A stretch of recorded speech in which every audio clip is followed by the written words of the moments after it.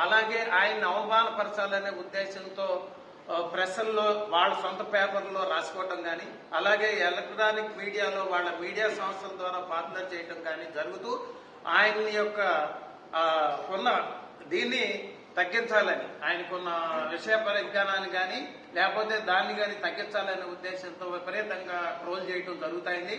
ఆ విషయంలో ఆయన చిత్తశుద్ధిగా పనిచేస్తున్నారు. అందరూ కూడా తిరుపతి వెళ్ళినాడు, తిరుపతి వెళ్ళినాళ్ళు అందరూ కూడా చాలా కార్యక్రమాలు చాలా బాగా చేస్తున్నారు. కానీ అలాగే చాలా హానెస్ట్ గా బిఆర్ నాయుడు గారు ఉంటున్నారని అందరూ ప్రజలందరూ కూడా చెబుతున్నప్పటికీ కూడా ఆయన అమలుపరచాలనే ఉద్దేశంతో ఇటువంటి కార్యక్రమాలు చేపడుతున్నారు. ఆంధ్రప్రదేశ్ కార్తీయ సేవా సమాఖ్య తరఫున తీవ్రంగా ఖండిస్తున్నాం. వీళ్ళ బతుకు విఘాతం అవుతుందనే ఉద్దేశంతోనే వీళ్ళు ఇటువంటి చీప్ పాలిటిక్స్ తీసుకునే మహిళల్ని, సంసారపక్షంగా ఉన్న మహిళలందరినీ బాధారపడిస్తున్నారు. ఇది వీళ్ళకి వెనతో పెట్టిన విద్యలాగా ఉంది. ఇటువంటి దాన్ని తీవ్రంగా ఖండిస్తున్నాం. మహిళల్ని ఇది చేసి ఏఐ ద్వారా వాళ్ళు ఏ రకంగా ఇబ్బంది పెడితే వాళ్ళు ఇదవుతారు అనే ఆలోచనతో, అయితే ఏదైతే లడ్డూ విషయంలో సిట్ వాళ్ళకి అనుకూలంగా రాలేదో అప్పటి నుంచి ఏ విధంగా ఎవరిని ఎలా ట్రోల్ చేయాలి అనే ఆలోచనతో వాళ్ళు ఇప్పుడు బిఆర్ నాయుడు గారిని పట్టుకున్నారు.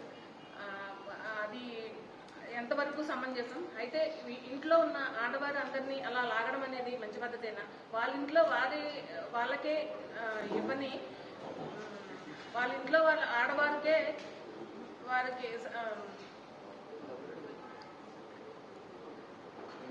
గౌరవం ఇవ్వని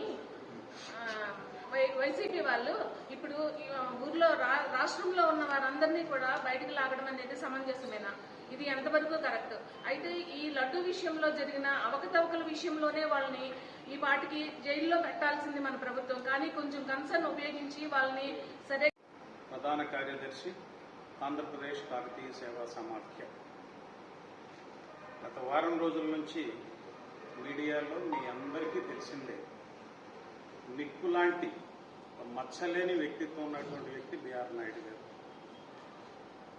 ఆయన స్వామికి సేవ చేసుకుంటున్నాను అని నెలలో 25 రోజులు కొండపైన ఉంటున్నారన్న. తిరుమలలో గతానికి ఇప్పటికీ పూర్తి స్థాయిలో మార్పు. బిఆర్ నాయుడు గారికి ముందు, బిఆర్ నాయుడు గారి తర్వాత అన్నంత గొప్పగా పాలన జరుగుతుంది అక్కడ. కామన్ మ్యాన్, ఒక సాధారణ